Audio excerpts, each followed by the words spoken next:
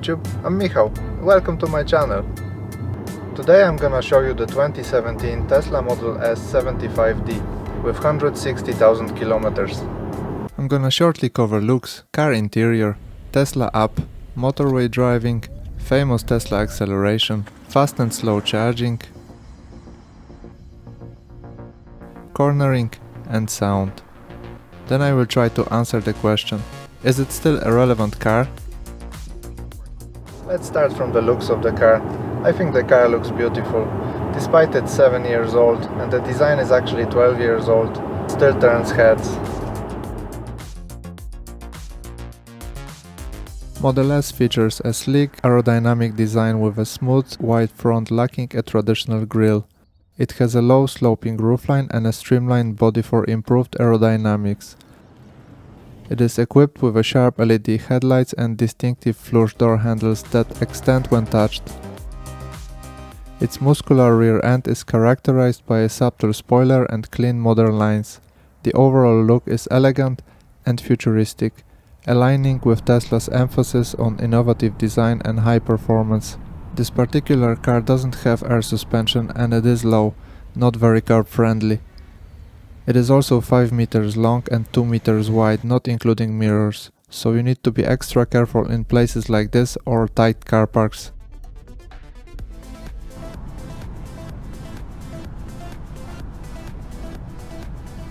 The interior offers a blend of luxury, technology and practicality, featuring minimalist design. It's clean and uncluttered, made with premium materials. 17-inch touchscreen for controls, sat-nav, camera, climate and entertainment, Wi-Fi, Bluetooth, USB ports and high-quality sound system. Digital customizable instrument cluster. Seats are heated, comfortable and supportive. Panoramic sunroof extends over front and rear seats. Generous front and big trunk. It's massive after folding rear seats. Now let's talk about acceleration.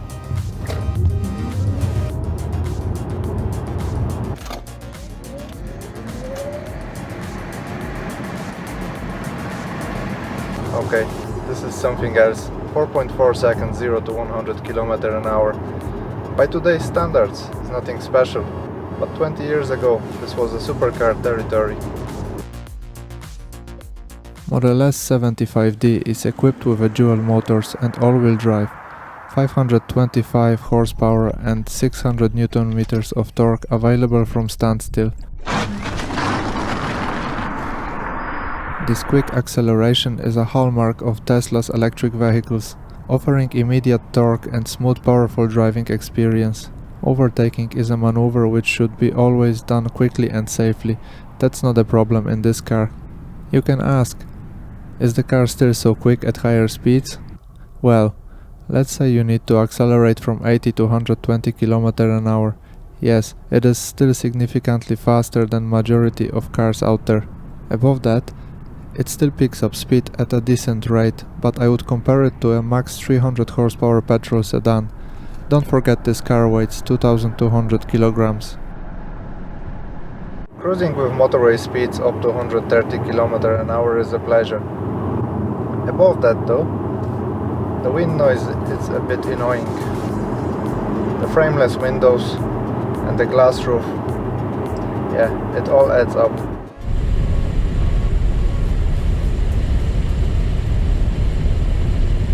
It's a little noisy, but still acceptable. It's just something you would expect to be better in over 100 grand car when new. At high speeds, car maintains excellent road grip and minimal body roll, thanks to its advanced all-wheel drive system and responsive steering. The suspension system is finely tuned to offer a balance between comfort and performance, absorbing road imperfections while providing precise control. Cornering in this car feels good. Car feels planted and steady, it doesn't lean much, but it doesn't give you same kind of confidence like the German cars do. Thanks to its lower center of gravity, car remains stable and well balanced during turns. The dual motor all-wheel drive system provides excellent traction and torque distribution. Its responsive steering and advanced suspension system further contribute to precise handling, allowing it to navigate corners with agility and minimal body roll. Saying all that, I can't forget that I'm driving powerful, but still a 2.2-ton car. Better keep that in mind on wet or icy surface. It is not as playful and predictable and cornering like the E46, E92 or E34 was in the past. When pushed to the limit, we get a little bit of understeer.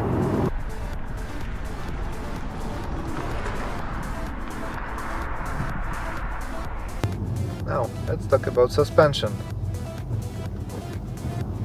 That was a big speed bump.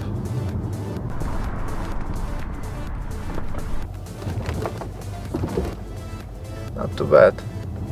I would suggest to slow down under 20 km/h on speed bumps.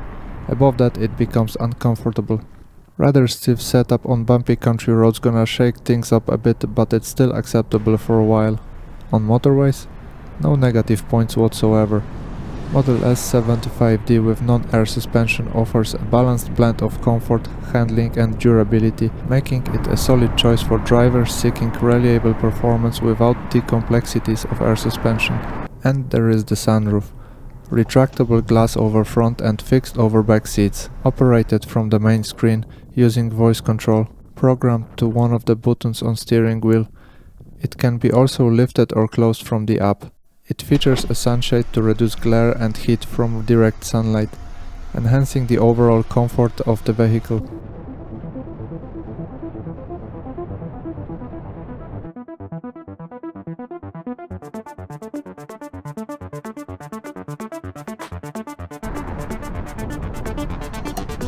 Now, I can admire blue skies, trees or underside of the bridges.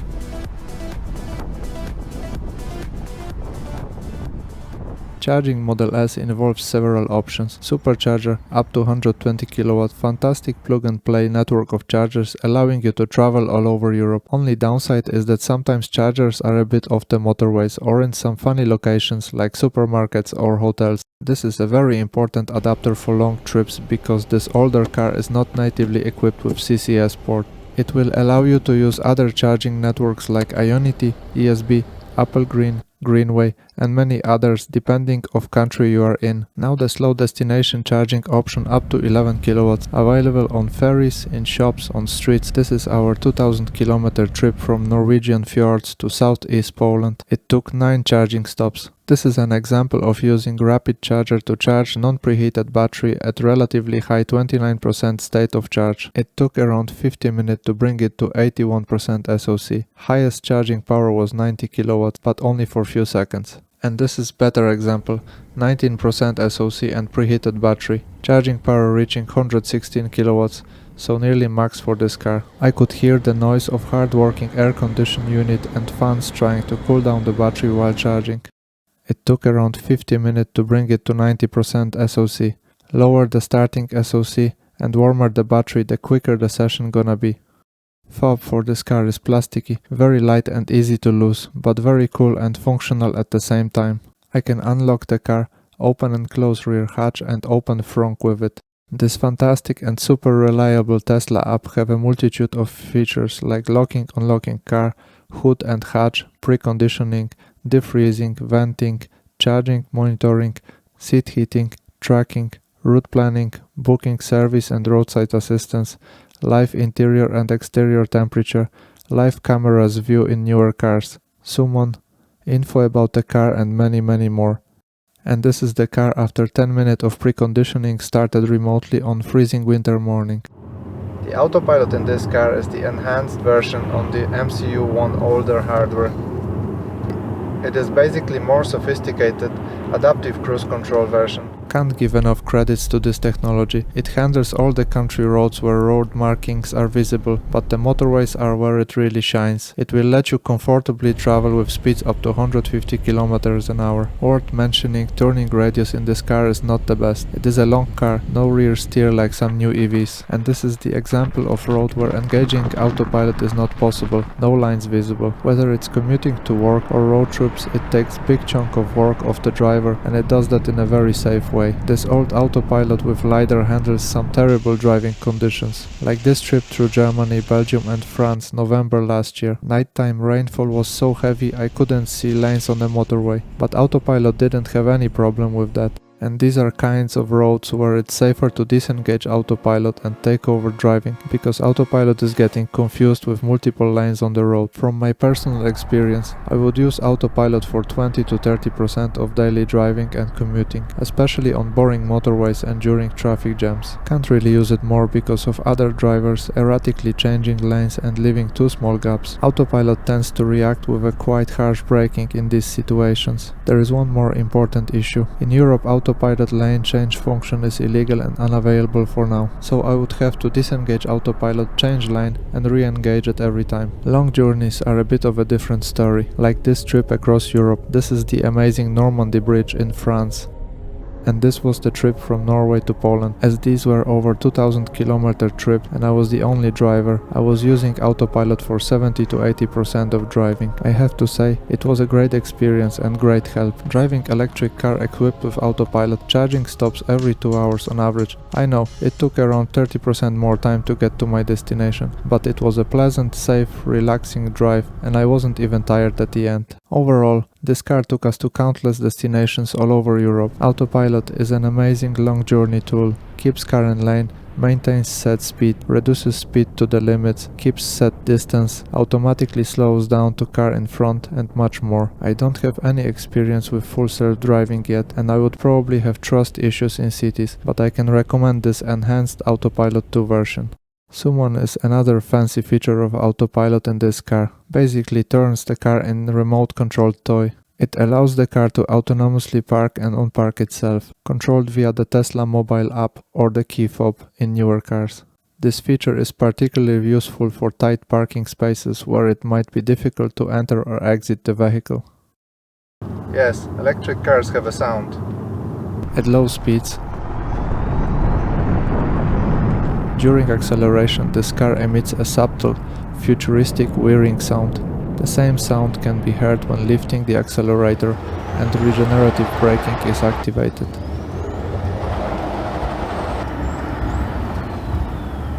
As the electric motors convert kinetic energy back into electrical energy to recharge the battery. So, is it a relevant car? Packed with safety features, reasonable size battery and decent charging speeds for short and long distance travel, motorized hatchback with usable size frunk and big boot, plenty of room for adults and kids with ISOFIX, good sound system, little bit dated tech but still perfectly usable, unusual driving characteristics, and the Autopilot makes it an amazing touring car. In my eyes, it is still a very relevant car. Thank you for watching and see you next time.